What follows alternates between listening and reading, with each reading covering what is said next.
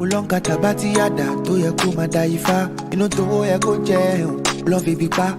Oba tala, oba takutakun.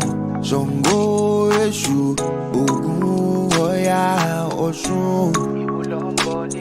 Kini sheshe, tan she nile yo. Ojelo jara. Lafayette, peace and blessings. Welcome to another episode of the African Spiritual Experience. I'm your host, Arisha Bami. What's good with your tribe? We're back for another one of these live streams, man, to get this thing cracking. In regards to the energy vampires, man. Supposed to get this one done, I think, like 2 days ago, but I had a couple of things that came up unexpectedly that kind of slowed us down a little bit, tribe, but I definitely wanted to make sure that we got this bad boy in today. So I want to give a huge shout out real quick before we get going to all the new channel members. Shout out to all the new subscribers. I think we're knocking on about 22K, man. So I definitely appreciate every single one of y'all who's joining the tribe and all the comments, all the feedback, all the love, all the support. Definitely want to give a shout out to all y'all. Shout out to the new Patreon members. Shout out to the new Ase Tribe channel members on the YouTube channel as well. I want to give a shout out to y'all. Appreciate every single one of y'all. So I definitely want to get that love and shout out before we get this thing cracking, man. In regards to, today's presentation, I feel like there's so much going on right now that this one was, it was something that I felt like was very relevant in regards to like the timing and what's happening in the world right now with all the different things going on, whether it's the war, whether it's the AI, with taking over jobs and the marketplace and all kind of foolishness. I see we got meteorites hitting, I think, Cleveland, Ohio, 2 days ago, a day or two ago. So it's a lot going on, man, a whole lot going on. So I definitely wanted to put this one out here for the tribe to kind of tap in. And then we got another one coming Saturday where we're going to go deeper into this topic in regards to like exorcisms, because, demons and spirits and hitchhikers, like those are all real things. So it's a lot of people, that will get exposed to a lot of negative energy, a lot of negative attacks, spiritual attacks, things of that nature based upon, the environment that we're in right now. So it's definitely a real thing that real people have dealt with in real life. And there are real, exorcists out there, real exorcists that have to perform real exorcisms to kind of help to remove some of the demons and some of the negative hitchhikers that kind of jump on to people. So that's a real thing for those who frequent any type of major crowds, any type of major like atmospheres where it's a lot of people involved, where it's a lot of people at, whether you're going to like a comedy show or if you're going to a ball game, you're going to a concert, wherever you're going, if you're going to places where it's a lot of people, a lot of energy there, if you don't have the proper types of protections in place, it definitely can be something that you can, be a victim of these types of spiritual attacks from like energy vampires. So it's a real thing, family. So I definitely wanted to kind of chop it up with y'all and share this presentation in regards to this topic, because it's something I feel like is extremely relevant right now with where we are right now, at this time and this place on the planet. So with that, I'm gonna go ahead and bring this bad boy up, and hopefully y'all can hear me once I get it on the screen.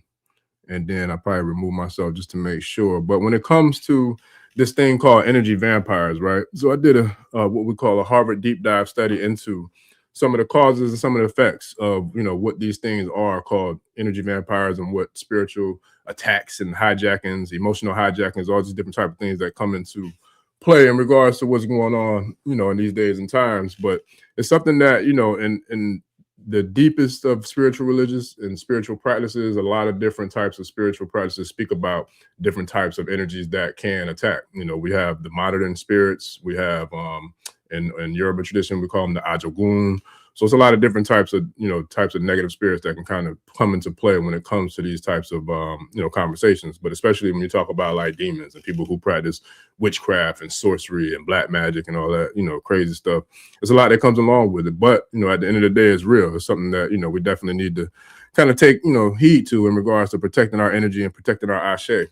And so when it comes to this thing called energy vampires, it's definitely more than just, a phenomenon. It's definitely more than just a metaphor. Energy vampire is something that we define as a person or, a place or a thing, more so a spirit that can consciously or unconsciously drain you. It can drain you emotionally. It can drain you mentally. It can drain you your resources. And, a lot of it has to do with psychology. A lot of it has to do with like unhealed trauma, unresolved trauma.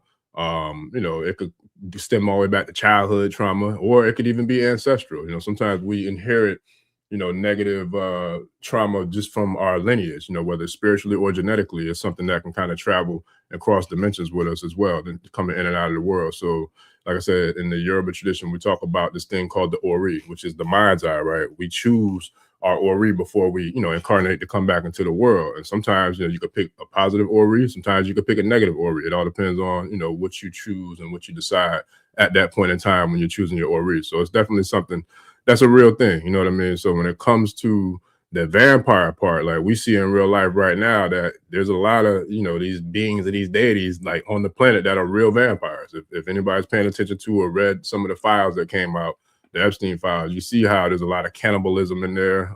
There's a lot of people that were eating people. I think they said, I didn't read this, but I'm going off of what, I've heard, but I want to say they said Ellen DeGeneres, whatever her name is, ate her significant other. They said it had her, she had her often. I don't know if she offed herself, but she had her often. They said they ate her. But this goes back into, times of immemorial, man. Like even like prior to like the so-called transatlantic slave trade, there was people, eating people. It was said that the people who captured and, pretty much assassinated the honorable ancestor Nat Turner, they said that they chopped him up, ate him. And then this can also go all the way back to the Asarian drama. When you talk about the Asarian drama back into the ancient Kemetic days. So it's a real thing that, happens in real life, family. So I definitely want to share this particular, like I said, presentation with y'all, just to kind of tap in and share some insight on how to combat it, how to identify it and how to work through some of these energy vampire situations and attacks, in present day for that perspective. So the psychology today, speaks about these types of individuals who often, appear as charming, or they often can have sort of like this, cool energy or cool vibe about them, but at the same time, they got ulterior motives, running in the background. So kind of like those who have computers that, you're not actually on the computer, but yet there's programs running in the background. Like that's why I feel like some of these types of entities or some of these types of energies had that same kind of motive or that same kind of disposition in regards to the energy that they're projecting. And so when it comes to like a psychological frame or perspective on it, it's about measuring the emotional intelligence, but also like taking heed of your cognitive depletion and not allowing those types of things to drain you. So I'm sure it's a lot of us who have had jobs that before you even get to the job, you already turned up like, man, I ain't got time for nobody bullshit today. Like I'm coming here, I just want to get my job done. I ain't got time to be putting up with no foolishness. I ain't got time to be dealing with nobody bullish. So it's like, it's one of them things where you already know before you go into certain environments, before you go into certain places, you already know it's going to be some BS that could be, at hand or presently at hand that might try to come your way. So it's like you kind of prepare yourself mentally or psychologically before going into the moment.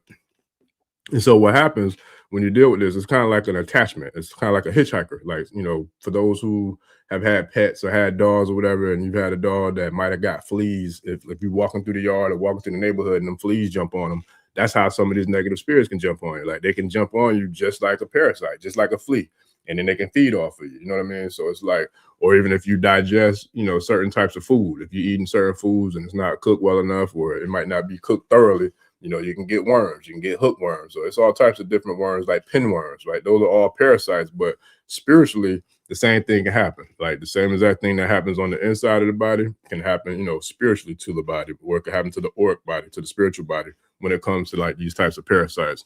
So, and when that happens, it's usually somebody or something that latches on, just like that flea will latch on to a pet, to a dog or a cat. Like that negative energy can latch on to us spiritually. And so when we look at it, it's kind of like when you find yourself being exhausted, from being around a certain crowd or a certain environment, and then all of a sudden you just feel drained and tired because, you feel like you've been drained or something's been pulled, from you. Or you can get like emotional, dysregulation, or you feel irritable, you feel anxiety, because we can take on the energy from different types of entities if they attach themselves to us, if we allow them to attach themselves to us. Like we can take on that same kind of energy that is projected. So it's like we got to have different types of mechanisms, security, security, I would say, devices or security charms or security tools to be able to kind of defend and to kind of block the bullshit that people try to send your way. So a good way to do that is to like work with different types of return to senders, or to have different types of charms, different types of crystals, different type of things that can create sort of like a barrier, or create like a I would say like a force field, kind of like a force field that sets up like an energy grid or energetic grid that's a force field around you and around your aura. I know for me personally, I know like before I started working like with crystals and using crystals and carrying crystals on me, I used to deal with a lot of that. But I remember when I got certain types of crystals, I would put into my little medicine bag and walk around, doing my job with that. it made a huge difference in regards to what I felt like it kind of neutralized the environment and neutralized the different spaces that I was going into to kind of, detach a lot of the bullshit and a lot of the negative energy that was trying to come my way. So it's definitely good to always have something to kind of, keep up that defense mechanism and to kind of keep up that energetic force field to kind of block all that negative energy from coming. And so when it comes to the mind, right, this is all something that stems from the mind and the neural system. Like it stems from the subconscious mind, and then of course it affects the conscious minds as well. And so when we deal with that, it's about us absorbing the energy that comes towards us, right? It could be something that, a lot of times it even happens with family, inside the inner circle of the family, we deal with a lot of the projections and a lot of the negativity, or a lot of the drama and the trauma that comes along with family as well. And what happens is we can take on things that came from generations ago, but it can come, and manifest within our lives, depending on the way, not only the way we live in our lives, but depending on the things that we're doing in our lives to alleviate dealing with some of these different types of traumas or different types of attacks. And so if you've ever had like an ancestral consultation where you got a divination from your ancestors or for your ancestors, and they were able to give you messages from the spiritual realm, a lot of times we can get that insight from our ancestors, and they can kind of give us the ability to know what traumas they were dealing with, to know what types of battles that they were dealing with while they were here in the physical realm. And then we can do things for them here in the physical realm to kind of alleviate and to like eliminate those attachments to those types of traumas. And so that's definitely a good way, I feel like, to kind of keep a lot of the stuff that can come with us, ancestrally, or come attached to us ancestrally. Like we can get rid of that by doing the proper rituals and giving the proper offerings in order to sustain that ancestor or that ancestral energy from the other realm. You know what I mean? We can kind of make right for it here in the physical realm by doing whatever it is we need to uplift and to venerate them in the ancestral realm to kind of eliminate some of that trauma that came with us from an ancestral lineage perspective. So that's definitely one of the good things that we can do. And we had a dope call Saturday about how to honor and venerate the ancestors in the private community and the Patreon community. So that's definitely one of the things we could do. And then we could ask too. We could ask the ancestors to give us signs or to give us communication and to give us clarity in regards to whatever it is that they may need or want in the ancestral realm to kind of help eliminate and alleviate some of the trauma that could be attached to us that can hold us into like bondage while we're here in the physical realm as well. So there's a lot of different ways to go about it. But the mirroring system is something that, if you look at life, right, and we think about everything takes place and happens in the spiritual realm before it manifests in the physical realm. So if we're looking at what's taking place internally, you can easily detect people who have a lot of stuff going on internally by the way that they act, physically, like how they project themselves or how they move in regards to their energy in the real world, in the physical world. Because most times if you're dealing with some shit inside, it's going to project and come out to manifest to the outside, to the outer realms. And then you kind of can tell and dictate what's going on in the inner realm. Same with like diet, like we know people who have a challenge with being overweight or being obese, or, health conditions like high cholesterol, diabetes, things of that nature. That's a direct correlation and telltale to the things that's happening internally from the food that we're digesting, right? So if we're digesting bad food, then we probably gonna have bad types of ailments that we're dealing with that's going to correlate and it's going to manifest into the physical. So those are all things that take place spiritually. I feel like it happens first spiritually before it manifests, physically into the physical realm. So the same thing comes with peace and blessings, DJ Kiko. Same thing takes place with the when it comes to this energy thing, man. So it's definitely a real thing. And so when it comes to absorbing it, though, that's where it really gets crazy, because I know for a fact there's been different times when I went to different environments, and as soon as I got there, I could feel, like that dark cloud or that dark energy where you could feel there's a lot of different things that really don't resonate with you energetically. I remember the first time I went to New Orleans, like it was crazy, because when I went to Bourbon Street, like the energy that I picked up there was a lot, because it was very, very, very heavy energy.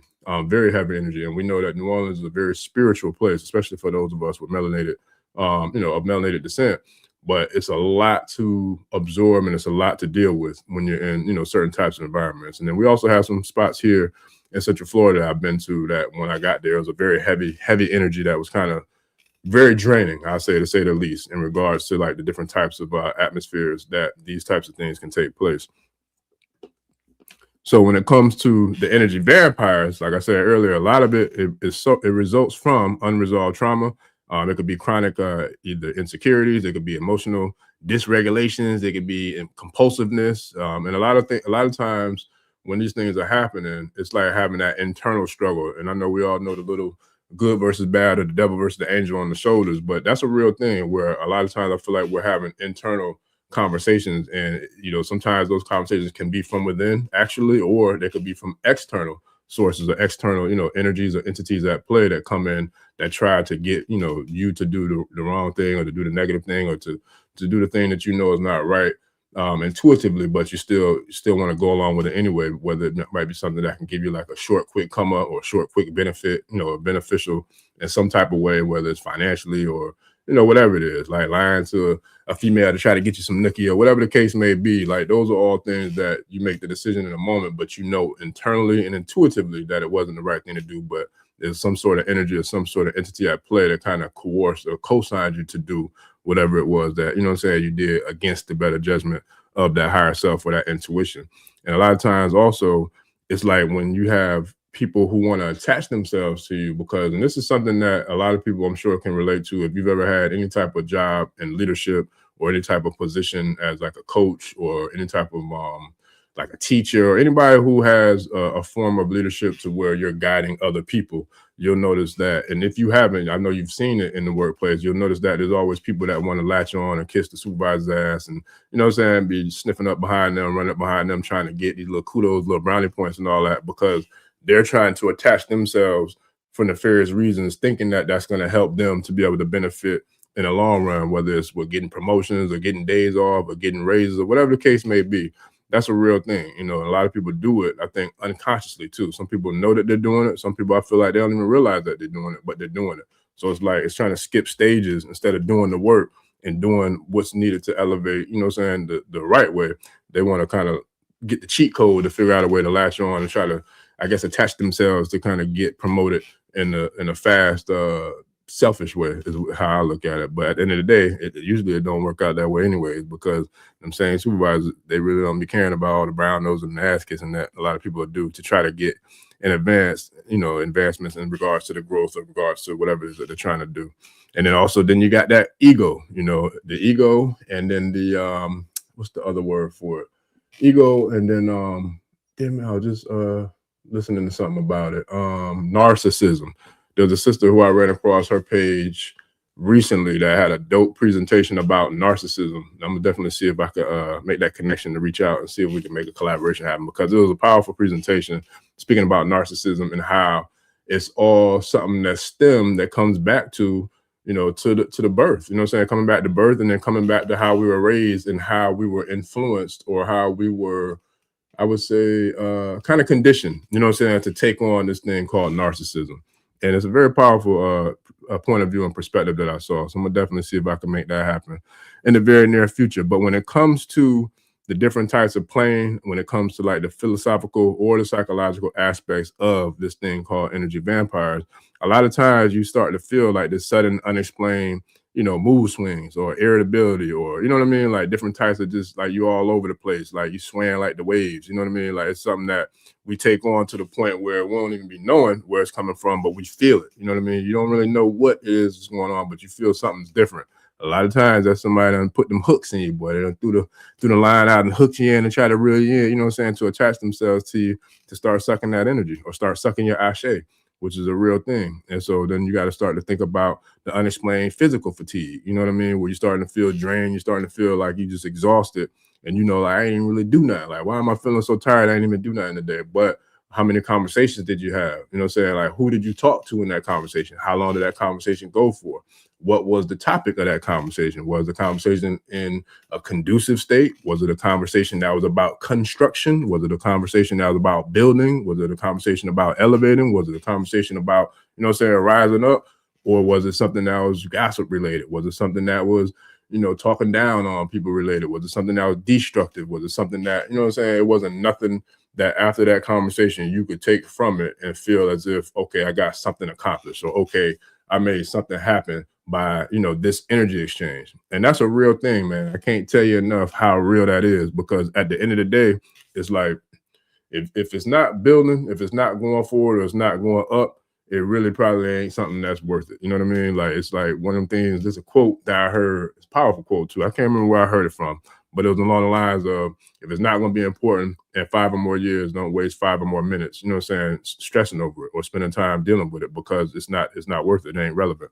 And then the other thing is behavioral changes. Like if you feel like when you're driving down the road, somebody cuts you off and you ready to turn up, you know what I'm saying, get out and cave their face in because they cut you off, you got to think then like, okay, so what was it that really made that get to me to that point where I wanted to cave this mother, you know what I'm saying, cave their face in before something simple as cutting me off in traffic? Because more times than not, it wasn't that one thing that happened in traffic that made you want to cave somebody's face in. There was a plethora of several other things that probably took place that kind of was like a domino effect that kind of rolled up into that moment to where you want to do that, because of a bunch of other things that led up to that point that had us already on edge. You know what I'm saying? Like you might have gotten an argument, you know, with your baby daddy, or you might have gotten an argument with your baby mama or your wife, or your, you know what I'm saying, your husband, whoever. And then you went out and started driving and going wherever. And then all of a sudden now, because you have some stuff pop up at the crib, when you get out into the world, it's like now you want to take it out, you know, on everybody else and be ready to, you know what I'm saying, go off somebody else's head because of something that stimulated you from a whole nother situation or a whole nother dynamic,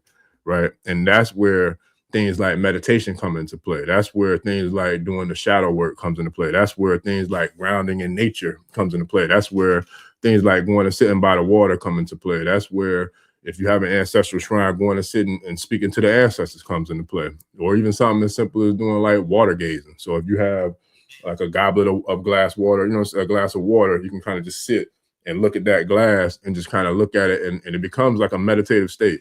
Or even like with candles, you know, if you light a candle and you sit there and you just kind of sit at a shrine, or you could just sit in a peaceful environment and light a candle and just look at the flame of the candle dance. And then you can start to see, sometimes you'll see visualizations or things start to form within the flame.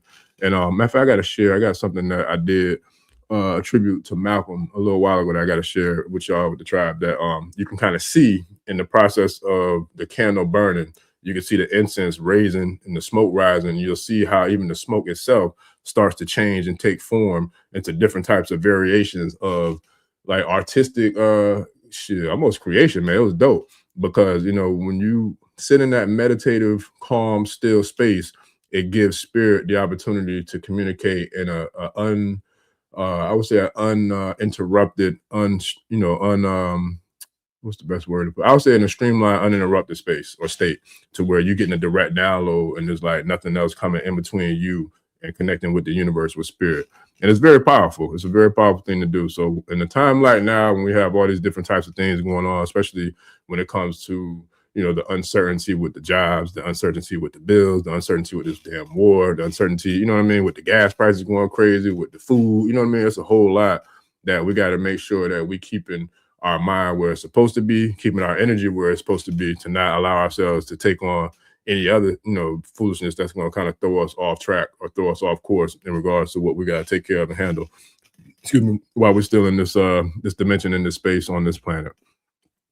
So some of the consequences, right, that come from dealing with these types of energy or emotional hijackings, or these spiritual or physical or emotional energy attacks, right, is like the cascade of consequences. And it kind of go right back to what I was just saying in regards to not allowing other things that had, you know, got us worked up or got us pissed off or got us frustrated, allow us to throw us off course with handling our business with whatever it is that we have to do.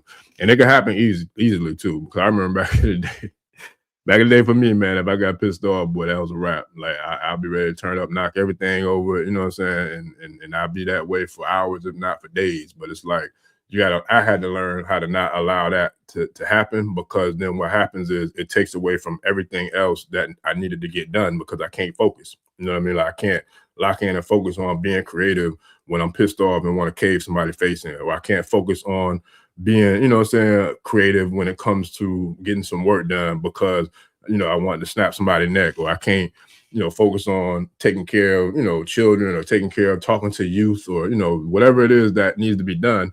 You can't, well, me personally, I can't do that if I allow an emotional hijacking, or I allow myself to get thrown off track because of an emotional hijacking, or because of, you know, wanting to go there with somebody physically or even spiritually or whichever type of way. So it's like the more calm, cool, collected we can stay at all times, the more control we have over every situation and every experience at all times, especially in these days and times. Because a lot of people out there looking for shit to do or to say to try to get you to pop off. So, you know, they can kind of come at you crazy with any type of whatever the initiative or whatever their intent is. You know, it's done intentionally a lot of times. So it's like we got to make sure that we stay focused on keeping the mind's eye where it needs to be and keeping the energy where it should be and where it's supposed to be. So that way we control the Ashe and the power, because nobody can take your power away from you. Like, we can only give our power away if, you know, we allow someone to get us in that position where we don't keep control and keep that I would say like that calm, cool, collected mentality. So yeah, it definitely comes with a lot of consequences. A lot of time it has to deal with stress. And so there was a study that was done at the Mayo Clinic, I think back in 2021, that talks about, you know, the exposure, you know, to cortisol-driven stress cascades and the consequences that comes across the body.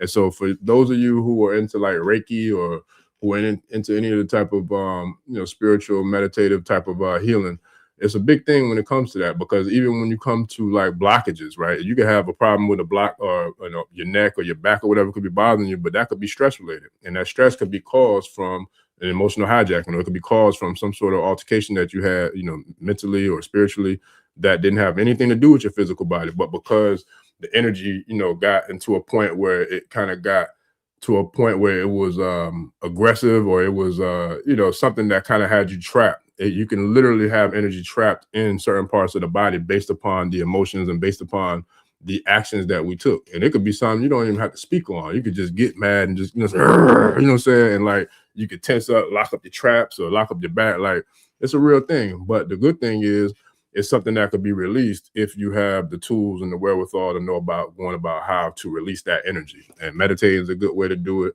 And then you could use the tapping method. Like, a lot of people know how to use the tapping method. If you got certain things going on, certain body parts, certain areas in the body, you know, you can tap on it and release it. There's a dope book that I wanted to share with y'all too in regards to this topic. I'll see if I can find it. But it's a very powerful book, and it speaks about how to release, you know, these types of blockages on your own, like how to release them and get rid of them, to, you know, get rid of that type of energy from manifesting within. You know what I mean? So I'll find that book and I'll share with y'all. Try it. But yeah, it's a real thing. So it can affect us, you know, these consequences psychologically, physically, cognitively, and of course spiritually. And so the 5 different types of energy vampires: you got the guilt inducer, you got the victim, you got the critic, you got the drama, and then you got the empath. The suckers are empaths who, you know what I'm saying, they know you're an empath, they know you got a good heart, they know you got a good spirit, so they want to prey on that and pounce on that and use it to their advantage to try to take advantage of it. So I'm sure every single one of us that's on this call has dealt with one, if not all 5 of these types of archetypes of energy vampires. So for y'all in the comments, if y'all can share one of them, you know, with me, if anybody, somebody might have dealt with one today. Did any of y'all deal with any of these energy vampires today or in the last week or so? Whether it was a guilt inducer, you know, somebody who weaponizes shame, or they weaponize failure, or weaponize any type of thing that happened in the past to try, you know, to use that against you to make you feel guilty. Like, you might not have made it to a party, or might not have made it to an event or a cookout or something that they had, and then next time you talk to them, like, they going ham on you, like, yo, you know what I'm saying, you ain't make it to my party, like, that's all manipulation. It's all manipulation, and it's all a way of people to utilize, you know, who and what you are against you to try to make you feel guilty, or to try to manipulate you so they can get something from you on their, you know, for them to benefit from.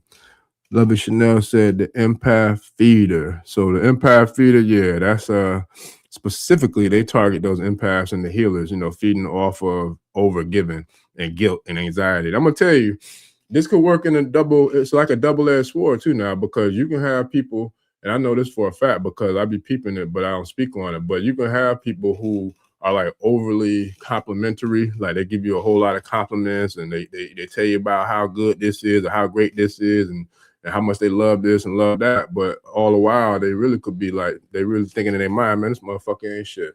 I can't stand this motherfucker. You know what I'm saying? But they'll feed you that, you know what I'm saying, to try to lure you in so they can then manipulate you to do whatever it is that they had their eyes on doing from the get-go. So you got to be real careful and conscientious. And I feel like a lot of us, if you tap into this channel, you feel and know when you're dealing with those types of energies, because it's a real thing.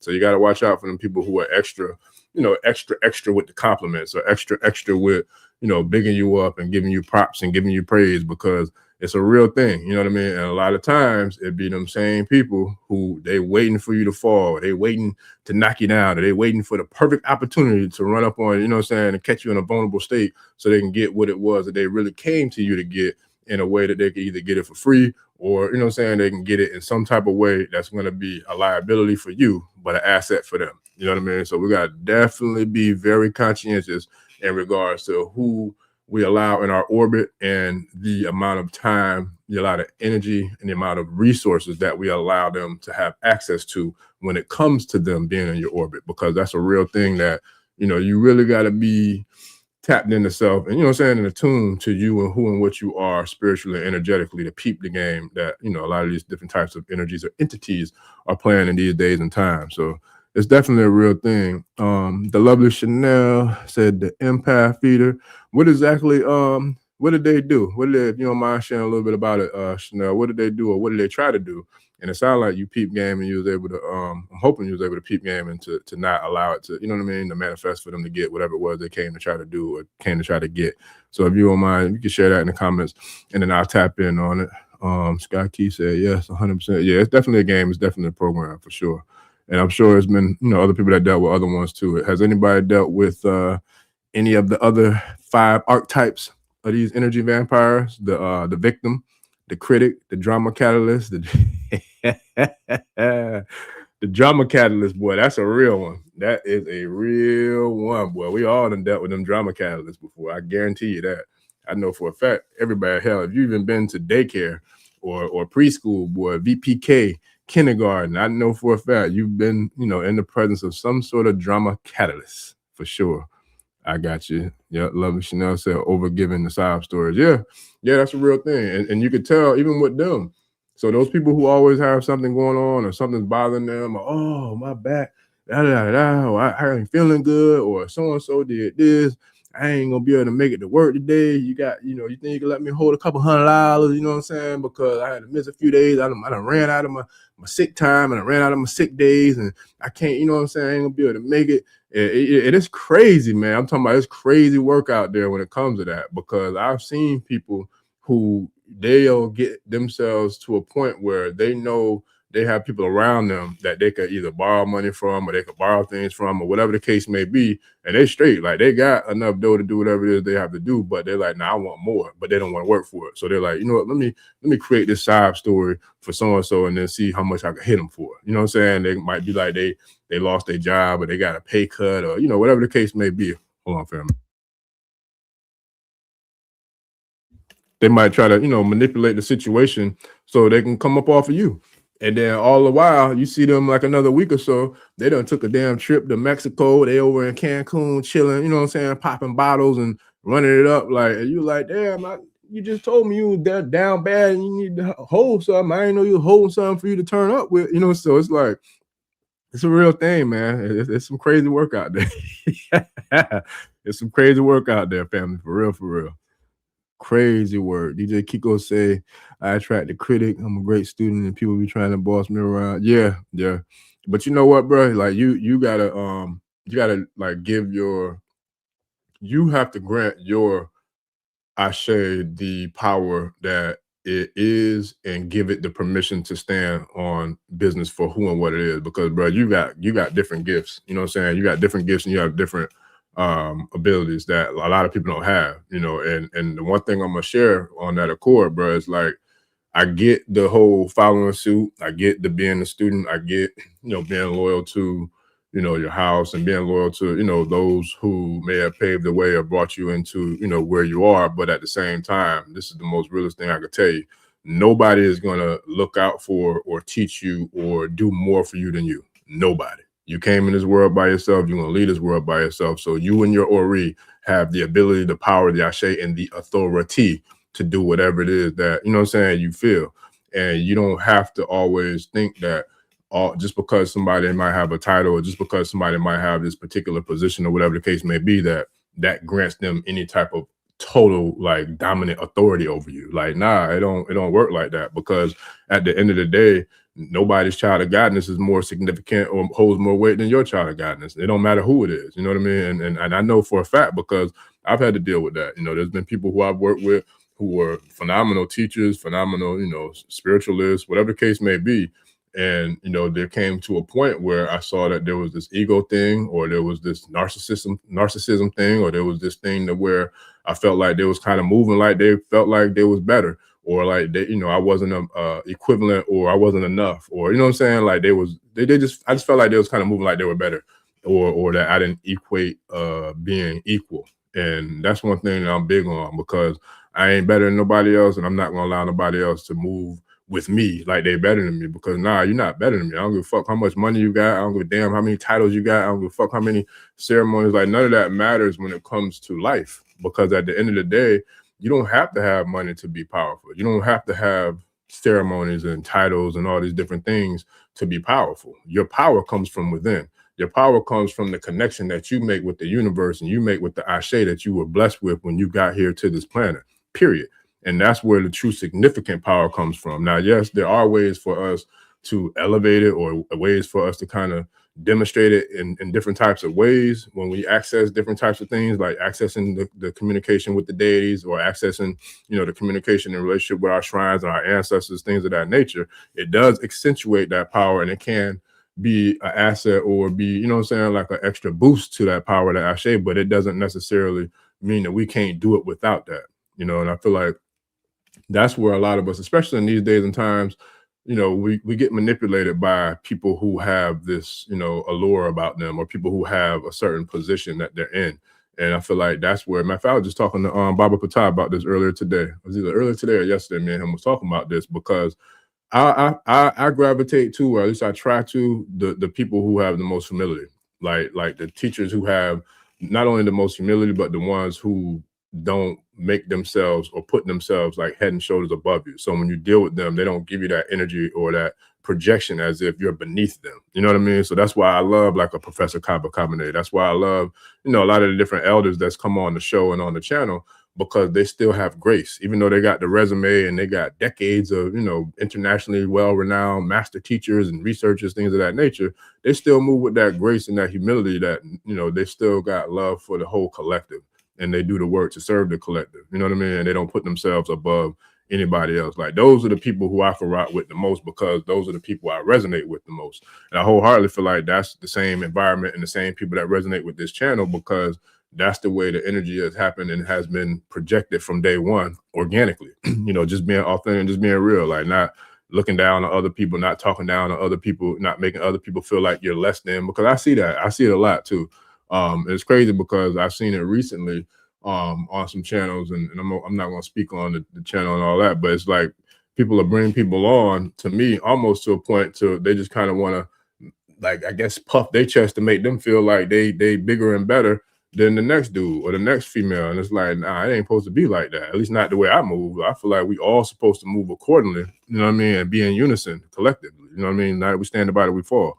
There ain't no big eyes and little, you know what I'm saying, little eyes over here, and no big chiefs, and you know what I mean? Like, nah, everybody is moving accordingly. We don't have a bunch of big chiefs and little Indians. It's like we all Indians, we all chiefs, we all, you know what I'm saying? We all balanced accordingly. Like, we all, everybody who was an Indian, you had to, who was a chief, you had to be an Indian to be a chief. You know what I mean? Everybody who's a chief, you got Indian in you. Like, you can't just be one and not be the other.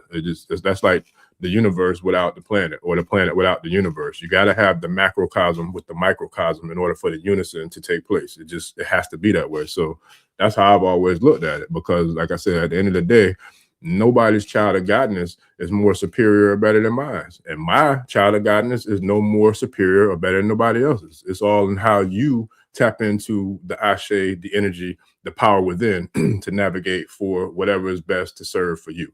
Period. That's just how I see it. You know what I mean? But Fairy God Bro says, now feeling like I'm surrounded by you say, hey, you got to remove yourself, man. Remove yourself, or to the best of your ability, or definitely make sure that you have, like I said, certain types of charms, or certain types of crystals, certain types of I'm not sure if you was on earlier, but certain types of things that can kind of create a barricade for you, kind of like an energetic force field, to where you can kind of block and reject and kind of send back a lot of that stuff. And matter of fact, I love referencing the Black Panther movie, when T'Challa had got that new suit from his sister. I forgot her name. I don't know if it was Yuri, something like that. But when he went to the lab, when she was working on his suit, I think it was like kind of the beginning of the movie. And she had the suit in the lab, and she was showing him how this particular suit she had made, that the more it takes like attacks or it takes hits and it takes bullets or whatever, it doesn't do anything to affect him. It just absorbs. But then you can take that energy, he can take that energy from that suit and use it as he's being hit with it. He can absorb it, and then he can use it to transmute it. And then once he transmutes it, he can now take that power, reverse engineer it, and then send it back out there and shift it, you know what I mean? And use it for offensive, mechanism, or, saying, like, to support himself defensively or protect himself. So that's how I kind of look at situations like that in real life. I always look at adversity or, challenges and moments where, I might want to knock everything over and look at, okay, now what can I do to use this as fuel to turn up, level up, and take it to the next level? Because that's when I feel like I can perform at my best. Like whenever I deal with bullshit, I take it, internalize it, and I look at, okay, now what can I use? How can I use this fuel to take me to catapult to the next level? Like, especially when I play ball, like if it was somebody playing dirty or, just playing reckless or whatever, and they fouling or, talking shit or whatever, I just take it all in, and then, boy, don't mess around and get caught slipping, because I come down on the court the next, next couple possessions, I'm gonna try to bam on you, and I'm gonna bam on your head, and I'm just gonna look at you. Yeah, look like, yeah. You know what I'm saying? Like, that's just how I personally like to do it. Or if they go up for a shot and I get the opportunity to come over there and send it to the stands, like, man, get that shit out of here. You know what I mean? Like, that's, I use it as fuel, man, because that's the best way to do it. Because by using it as fuel, you stay in control and you allow yourself to make something out of that versus allowing that to make something out of you. And so it comes down to, I always look at, don't ever let the moment be bigger than you, because it can't be unless you allow it to. You be bigger than the moment. Take that moment and manifest something great out of that moment. And then therefore you're able to be the alchemist and transmute what looked at or might have been perceived as a negative, and transmute it by putting that alchemy to it and taking that base, whatever that fabric or whatever that base particle or whatever you want to call it, and then you transmute that mud and you turn it into gold. And that's what true alchemists, we have the abilities, we have the Ashe, we have the power to do so. So that's definitely a way that, I like to look at dealing with, this foolishness that we call energy vampires. Oh yeah, you already know, DJ Kiko, but that's real talk though, bro, because like I said, some of the things that you have shared with me and some of the things that I know you've done, a lot of people can't do that. And honestly, they're probably some of the same people who, that coach and teach and raise you in certain different types of ways. They might not even have that ability. And I'm gonna say it like on some real, like for real, it sucks, because there's a lot of traditions where you have gatekeepers and you have people who see the potential in the youth or see the potential in the generation or the class coming behind them. And, they won't give you the full, coaching. They won't give you the full counseling. They won't give you the full guidance, because they don't want you to surpass them. They don't want you to be able to grow and to manifest into your maximum potential or your maximum capacity. So then they in turn will literally hold you back intentionally. You know what I mean? Like, they'll try to keep information from you. They'll try to keep opportunities from you. They'll try to keep connections from you. They'll try to keep you, being able to manifest or actualize the best opportunities or the best situations, or even alchemize those opportunities, because they see the potential that you have and they don't want you to surpass them, which is crazy to me. That's crazy work, because at the end of the day, I'm from the school of Customato. Like, I want to teach you to be better than me. You know what I mean? I want you to be not only better than me, I want you to go further, because if you do that, then I feel like that signifies and that solidifies and cements my legacy. You know what I mean? Because at the end of the day, the quote exactly went by Customato. He said, "My job is not to train a fella and teach a fella to be champion of the world. My job is to train a fella and teach a fella to be champion of the world and independent of me." And man, when I heard that, I'm like, yo, that's dope. Like, I loved it, because it's very powerful. And that's a selfless, master teacher. You know what I mean? So it's a real thing. It's a real thing for sure. Let me see. Chloe says, let me see if I can still, if y'all can hear me if I change the screen to highlight it. Okay, can y'all still hear me, tribe? If y'all can, throw a yes in the chat for me if y'all can still hear me with the full screen, so that way everybody can see the full screen. Hopefully y'all can still hear me. That way I can share the full screen so everybody can see it, because we're almost done with that part of the presentation. Nah, I don't think y'all can hear me. Okay. Let me put it back in the other one. Okay, I was hoping y'all could have heard me when I was off the screen so I could highlight the whole thing. Okay, let me see. Sky Key 13 said, my Scottish father during the holidays always likes to remind me we are born in pain, live in fear, and die alone. Yeah, well, that's the thing. You know, he might not even know no different though. You know, Sky Key, he might not know any different. And that's the thing too, where, you know, I feel like we are and this is something that goes back to spirituality and to different spiritual practices. But I feel like when it comes to those types of things, Sky Key, you spiritually are probably you're probably the elder to your parents. You know what I mean? A lot of us are the elders spiritually to our parents. And I feel like, and then a lot of our children, if you have children, your children are probably spiritually more, you know what I'm saying, older than you are. So it's like the cycle, you know what I mean? The cycle of reincarnation. So you are probably a lot more advanced spiritually, energetically, or psychologically, you know, than your father is. So it's like you are probably tasked with the job of being able to teach and lead by example of how to not, you know, continue to exhibit that type of mindset or exhibit that type of mentality. And it sounds like you already done made peace with it by saying that, you know, by laughing at it because you took light of it, you're not taking it to heart and it's bothering you, right? So I would definitely take that as an opportunity and as a challenge for you to lead by example and to kind of like, you know, coach pops up and have conversations to where, and you don't even have to be like demanding he change his mindset or nothing. You could just talk to him in a state of giving your perspective or just sharing different ways or sharing different stories to look at, you know, how to kind of help him to kind of mold his mind into removing those types of self-doubt or self-limited beliefs. And then, you know, manifesting into a belief of abundance, manifesting into a belief of prosperity, or manifesting into a belief of having, you know, immortality or being able to develop, you know what I'm saying, a mindset or a consciousness that does have the ability to be immortal, because we really do. You know, the only thing that leaves when we transition is the, you know, the spirit leaves the body, the soul leaves the body, but the body, yeah, that expires, but the spirit and the soul is immortal, it's infinite. Like it's never gonna, you know what I'm saying, transpire or just completely be gone. That doesn't happen.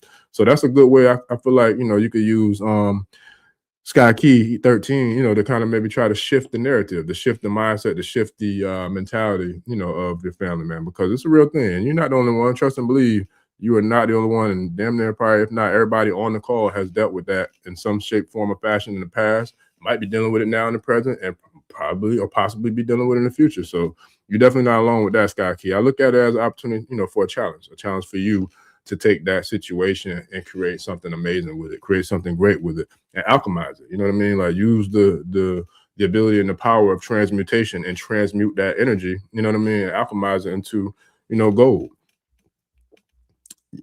Peace and blessings. SCG, what's good with you?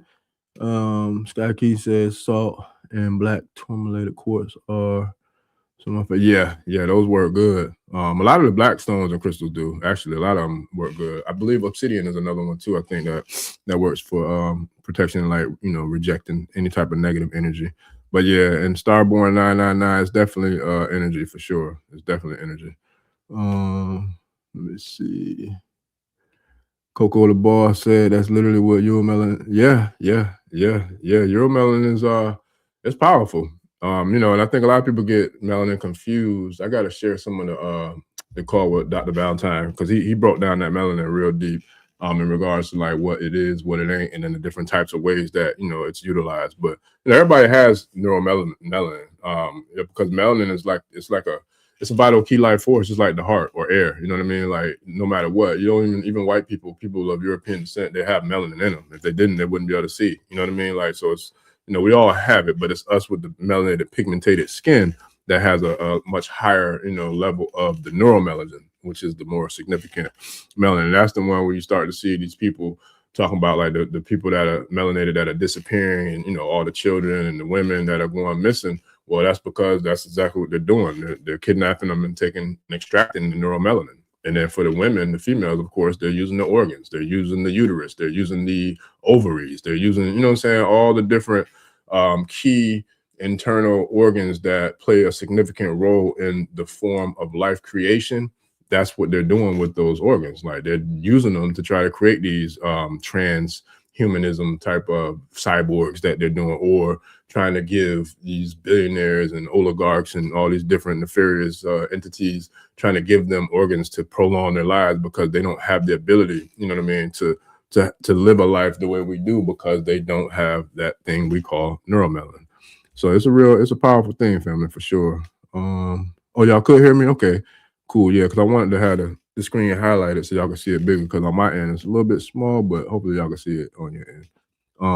And then Chloe says, and then there's the combo guilt inducer, empathy feeder. Yeah. yeah. And those are the ones who weaponize the shame and the failure and, you know, and the dominance to try to keep you emotionally indebted.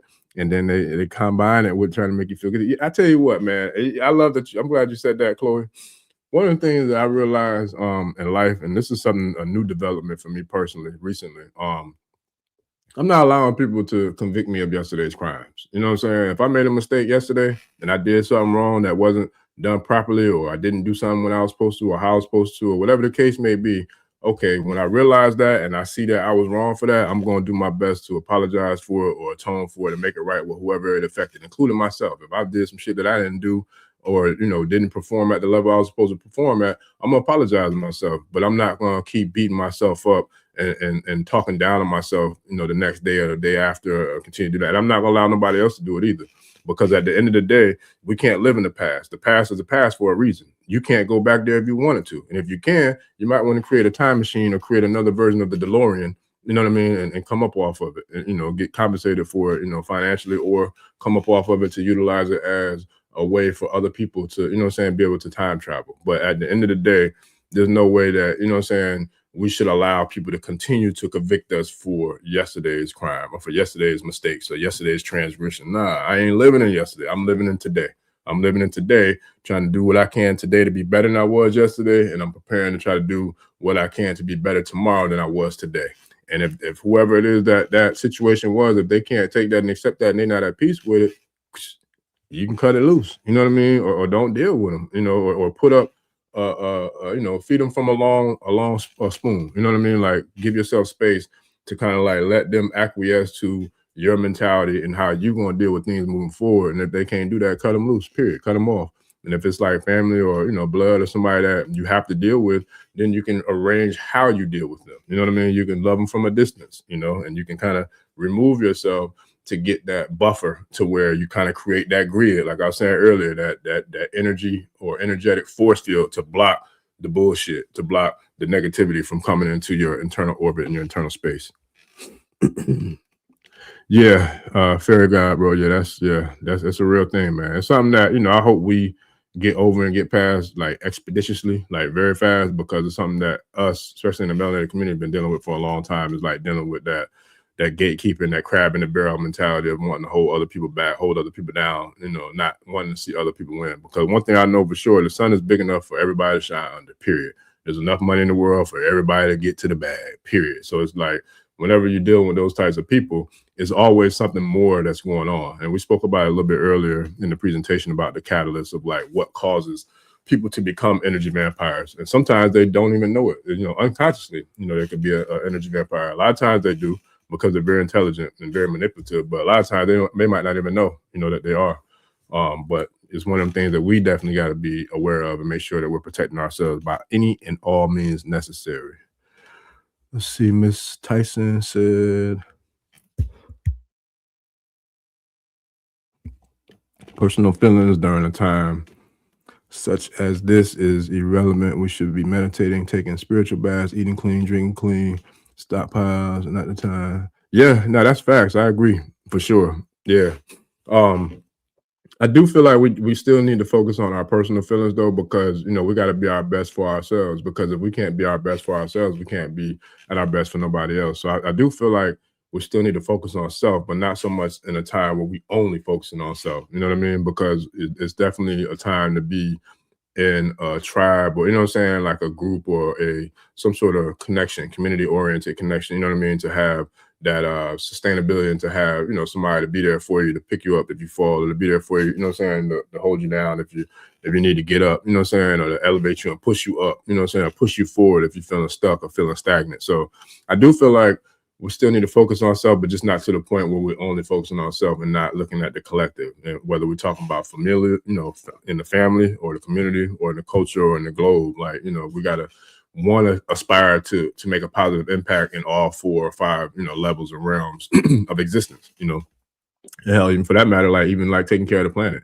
you know what I'm saying? Like making sure that we're doing right by Mother Earth, because she definitely letting us know that she's not dealing with a lot of the BS that's going on. So I definitely agree with you. I just feel like we still got to, take some time to kind of tap in and pour into self, though, because, like I said, if we can't be our best selves for ourselves, then who can we be our best for? You know what I mean? So we definitely want to take time to still, do those mantras, to do those, to do the, what do you call them? The mantras and the, damn it, what's the name of it? What's her name? Miss Mariana Segment Ma'at was speaking about it when we were on the call. She was saying that she had stopped doing her personal, damn it, what's it called? It's mantra, but it's another word too. I can't think of the other word of what it was she was saying, but it's like a personal, it's a personal affirmation that we want to do. So yeah, affirmations work good, meditation work good, all that. But Miss Tyson, I agree with you. And then let's see, when we're discussing low vibrational frequency, yeah, that's facts. Yeah, even talking about it, yeah. That's why I don't like to get caught up in like drama and like gossiping. I don't want no parts of that, because my famous answer to that, man, when people ask me stuff that really don't directly relate to me or it's relevant, like, yo, I got enough on my plate. You know what I'm saying? I got enough on my plate. I got to figure out how I'm going to get all this down and taken care of for myself. I can't afford to be taking on any main course meals or hors d'oeuvres or snacks or desserts from nobody else's plate. I don't want none of that. Like, I got enough over here I got to figure out. So, and even when I figure this out, I still ain't taking no more from nobody else, because I'm sure life's going to put some more back on my plate that I'm going to have to deal with. So that's a real thing, man. And it is real, because it's almost like teeth, like cavities on teeth. If you eat consistently and you don't brush your teeth, man, you're gonna have a whole bunch of plaque, rolling up and all kind of clutter and muck all stuck in between your teeth if we're not flossing. Well, I feel like energetically that's the same thing that's happening when we're taking on those types of energies and from other people, gossiping about other people and what's going on, you know what I mean, or what's wrong. So yeah, man. Let me see. Oh yeah, you already know maximum rising. We got to do that by any and all means necessary, all day, every day. And that's real talk, man. Real talk, boy, for real. Nothing wrong with a tribe, but for me, I need to go within in order to do that. That's the way. Yeah, that's real. And I agree with you, maximum rising. That's what I was just sharing with Sister Tyson. Like I agree with everything she said too, but I do feel like at times we do have to work on ourselves, and go in and work on ourselves within, because that gives us the ability, to be at our best and do it, doing what we need to do for us. Because like I said, you can't, what they say, you can't pour from a glass if you don't have nothing in it to pour, so you got to pour into self first and know thyself, you know what I'm saying, work on self in order to pour in, and pour into nourish others. And so I definitely agree with both of y'all on that. And then to wrap this bad boy up, man. So when we talk about the framework, like liberating ourselves from, all these different types of the 5 main archetypes of energy empires that we discussed, we want to talk about and think about non-attachment, right? We want to make sure that we do kind of like what Maximum Rising is saying, is to like make sure that we pour into self and that we, make sure we do best for ourselves, so that way, we can kind of do and pour into others, and to pour into the family, to pour into the tribe, to pour into the community, to pour into the culture, etc. But it's all, it's in those 4 major components of psychological, neurological, spiritual, and philosophical, So let me see if I can move that. And then if y'all can hear me, I'm gonna go ahead and pull this up as I wrap it up real quick to the whole screen. So yeah, when it comes to like the management and getting through the non-attachment and like releasing ourselves from these energy vampires, man, we definitely want to, come up with a solution by cultivating that non-attachment and not allowing the people, to be attached to us, and then to claim our energy sovereignty, to make sure that we kind of got that Buddhist anatomy, or that, that non-self, ability to kind of pour into self, but not necessarily make it about self, and to look in, like being the all within the all, or being the one within the all. So you can still be the one, but you still want to make sure that you tapped in and connected into the all. And so then that way, we can look at it from the psychological perspective and be firm on it and non-negotiable. Like we all have to set boundaries. Like boundaries, I feel like, is a form of mental health. Like for real. Like we definitely got to set boundaries no matter who it is. And shit, sometimes we got to set boundaries for ourselves. I know I do. with certain things, because if not, I'll allow myself to run amok, you know, and not have that, you know, that discipline that it takes in order to be somebody who's consistent and somebody who, you know, is working on a path of growth. I mean, then neurologically, you know, when it comes to the mind, we want to have mindfulness, and that comes back to the meditation. That comes back to spending time with nature. That comes back to grounding, like putting our feet in the earth, hugging trees. You know what I mean? Like just going out there into the elements, going to the beach, going to the river. All those things help, you know, with mindfulness, you know, and then it comes into breath work as well, because these types of things disrupt, you know, and they mirror the neuron, you know, in order to keep a positive loop versus having a negative loop. And then, of course, the spiritual, energetic, that comes back to the ground and the aura cleansing, spiritual baths, like spending time in nature, Reiki sessions. Because in the Reiki sessions, that's when you can do the cord cutting, you know, and cutting the cords from whatever attachments, whatever type of vampires or whatever type of negativity that might be trying to hitchhike on top of us. Like those Reiki sessions are good ways to do that. And of course, you're philosophical. You know, you want to adapt to non-attachment philosophically as well, you know, and taking pride into your values, interests, and principles. And that's one of the things that we stand on our square with that.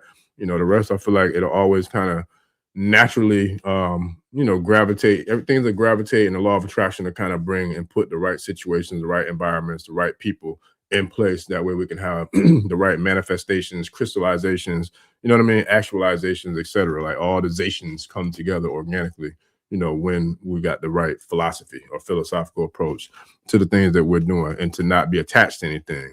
You know, especially when it comes to things like drugs, alcohol, cigarettes, whatever. Like all those types of things also those are vampires, you know what I'm saying? Like they're taking away from the energy and the Ashe as well. So it's definitely a lot, you know, to take in and to take on, but we definitely have the ability to make sure that we can conquer it all. So at the end of the day, family, that's the little presentation that I want to share with y'all in regards to protecting the energy. You know, and it's not about passive avoidance. It's about being active. It's about being disciplined, and it's about putting it into practice. And it's about the refusal to allow anybody else's, you know, unresolved drama, trauma, wounds, or bullshit to define the boundaries, you know, of our own consciousness. You know what I mean? And this is all based upon, you know, philosophical, neurological, you know, all types of different proven studies, you know what I mean, that speak to what this is all about when we talk about these things called energy vampires. So, you know, in conclusion, the convergence conclusion is, number one, the energy drain is neurologically, that's real. So we want to make sure that we're mirroring the neurons and the emotional contingents that make others distress biologically transmissible. So pretty much like whatever foolishness other people have going on, we want to make sure that we're not letting that come to us. We're not letting that, you know what I'm saying, be absorbed by us and putting it into our speed, you know what I'm saying, to our aura and to our environment. So, and then the other thing is we want to find out and figure out the root causes, you know, what causes these different types of wounds. And we want to make sure that, you know, we don't use it and let it be weaponized against us. And then if we need to, we can take it and transmute it and alchemize it and use it to, you know what I'm saying, weaponize to protect us. And I feel like that's where a lot of this working on self and knowing ourselves is definitely something that's extremely important, because by doing so, that's when we have the ability to be a transformer. And I'm talking about like some Optimus Prime type transformer, because then you have the ability to alchemize and transmute what people might try to send to you as an attack. You can fuck around and turn that into a power propulsion and create, you know what I'm saying, like your Merkaba, or create like a spaceship or a UFO with it. You know what I mean? And then now you take that same energy, that same negative Ashe, you transmute it. Now you got your craft that you can manipulate to move about through the universe. So it's a very powerful thing that we all have the ability to do, family. It's all about us tapping in, you know what I mean, and doing what we can do, you know, when we can do it, how we can do it, and then doing it because we know we can do it. And then once we do that, you know what I mean, that's us taking on and elevating the Ashe to another level. That's when we become the super cells. That's when we activate, you know what I'm saying, that super cell or super selves, you know what I'm saying, to be able to, you know, manipulate the environment and to turn it into something that's a lot bigger, a lot stronger, and a lot better than whatever that those who wanted to oppose, you know, try to send your way. So with that, family, is my presentation on this thing that we call energy vampires. Yeah, boy. No, I appreciate y'all, family, for sure. Sandra said Mama Earth is speaking. Yeah, she's speaking through me. For sure. I ain't taking no credit. That's definitely something that you know, I give thanks for being obedient, man. Just listening to spirit, the gratitude, you know, for sure. Definitely. And yeah, them affirmations is real for sure. Fairy God, bro. And then maximum Risings, yes indeed. Definitely appreciate you tapping in with us for sure. Already know. Yes, sir. Appreciate you, DJ Kiko. I got a lot more coming, man, for the private community. I'm running a little bit behind with some of the stuff that I want to have done, but we'll definitely have it done and in there by the weekend. And then I'm also looking to lock in this weekend's call. I'm working on doing one this weekend as well for the Patreon. And for sure, you already know, yup, values, interests, and principles, Fairy God, bro. That's a real thing. The VIPs and values, interest, and principles. And Maximum Rising, you already know, you're welcome, family. Appreciate you, the love, the support all day, every day. Fair God, bro. Likewise, appreciate the love and support all day, every day. Miss Tyson, much respect for you already. You already know. Oh, you didn't get your KIN number, Miss Tyson? Okay, let me give you the email address real quick so you can send me the email. Or if you on Instagram, I could copy and paste my IG real quick, and you can send me your I just need your date of birth. If you don't want to share it on the live stream, then I'll, if you can email it to me or text it to me through the through IG. And then I know some people, don't want to put that out there for the world, so I definitely get it. So here's my IG. If you have IG, Miss Tyson, and then I'm gonna share my email address. So if you want to get me I just need your date of birth, and then once I get that, I can send you your KIN number and then like a summary of your galactic signature. So yeah, if you just send that my way, I'll definitely get that to you ASAP. Definitely have it to you by tomorrow. And then Ricky Activate, appreciate you already. Miss Edwards, I appreciate you as well. Oh, okay, you got it. Okay, I got it. So I'll tell you what, I'm gonna do it for you real quick now, but still send me an email because I'm not sure if I don't know if the summary that I'm gonna send you is gonna fit. I don't know if that'll fit in the comments. It'll break it up too much. So if you can send me an email, I'll send you the link to the overview of your galactic signature. But I'm gonna get you the KIN number real quick now, and then I'll send you like a breakdown of your destiny cross, and then your the overview of your whatever your signature is. So if you can send me an email, just let me know that it's Miss Tyson from the channel, and then I'll get that to you. But I'm gonna get you your number real quick before we get off. So 7, 10, 67. Okay. All right. Okay, so I got you. So your KIN number is 258, and your galactic signature is a white spectral mirror. So that's what I got for you. I got KIN number 258, and then your signature is a white spectral mirror. So yeah, send me the email tomorrow, and I'll definitely get you like a whole overview of it. I'll get you the Destiny Cross, and I'll get you the summary and overview of your white spectral mirror. But yep, 258 is the KIN number, and white spectral mirror is your galactic signature. So yeah, I'll definitely get you the rest tomorrow for sure. But yeah, family, I definitely appreciate y'all for tapping in with me, man. We might come back tomorrow. I'm not 100% sure, but we'll definitely be back Saturday. I got one scheduled Saturday with Wuna. We're gonna kind of pick up from where we left off with this one, because this one I wanted to share just from more from like a educational, logical perspective. But when we do that one Saturday with Wuna, we're gonna go into a real life, like actual sharing experiences perspective, to where, because she's an actual exorcist, and she's had to literally remove demons from people like in real life. So that's gonna be a very powerful, interesting conversation. I've done work not exactly like that, but helping out with different types of things that I do.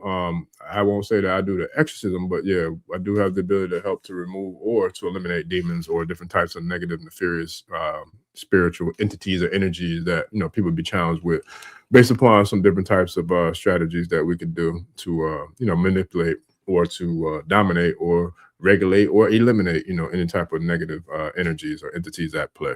So yeah, that's gonna be a very powerful, interesting conversation Saturday. I'm looking forward to that one, and I'm thinking I might try to run one tomorrow, but I'm not 100% sure. But either way, if y'all get that alert, you'll know, and if not, we'll definitely see y'all Saturday for sure. But yeah, absolutely. Fairy God, bro. Yeah, email me, man. Email me so that way I can get it all to you. But I'm gonna write yours down now so I can go ahead and get started on it. But if you email it to me tonight, I'll get it to you tomorrow. Or even if you email me tomorrow, I should be able to get it to you tomorrow too. So send me that. Fairy God, bro, and then I'll get it to you. And then, yeah, and then we'll go from there. So write that down real quick.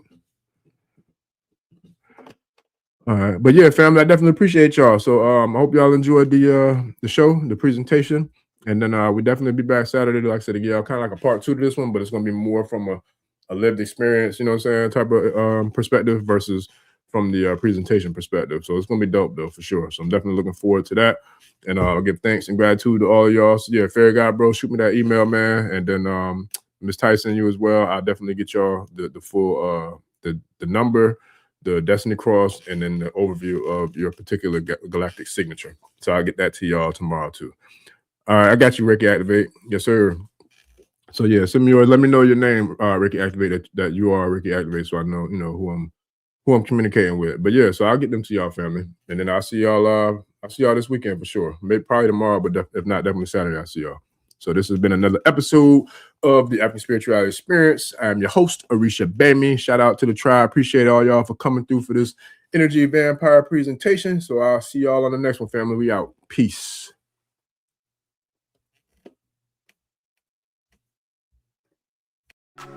Ẹni tó gbàgbé ilé ṣàpò ìyàgbọ́ tẹ́ǹtì ẹni takísà ní tàtàn ò bá padà sílé anítìjàkọ ẹja lọ pé eégún mo ṣe ní gbẹ́rẹ́ ìpàkọ́ forsake not your ancestors and praise your.